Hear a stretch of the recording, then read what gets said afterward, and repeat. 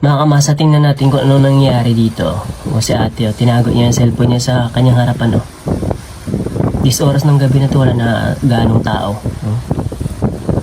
May dalawang masasamang loob na pakikiramdaman ni ate. Tingnan natin kung anong gagawin niya.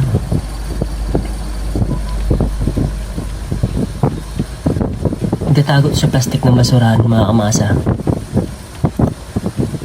La la la la la.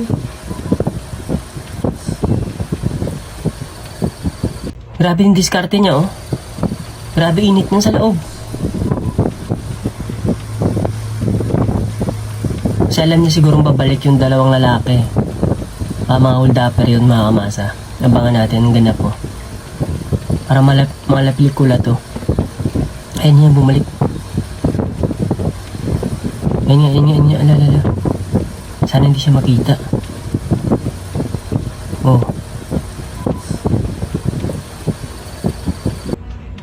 Wala kasi ganong tao sa mga kalsada, no?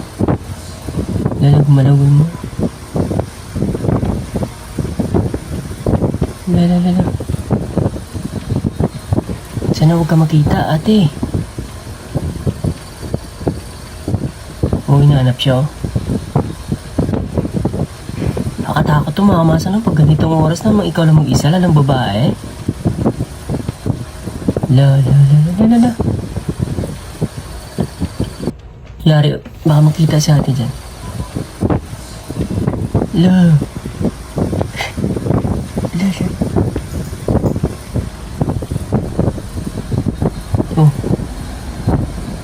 Buti nakita yung paa niya, nakita ang sapatos,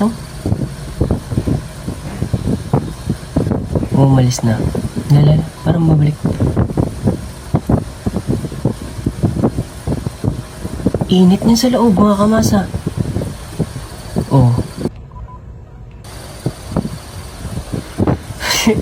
Buti na nakita si ate. Tingnan tayo ang gagawin niya lang. Ay, lumabas.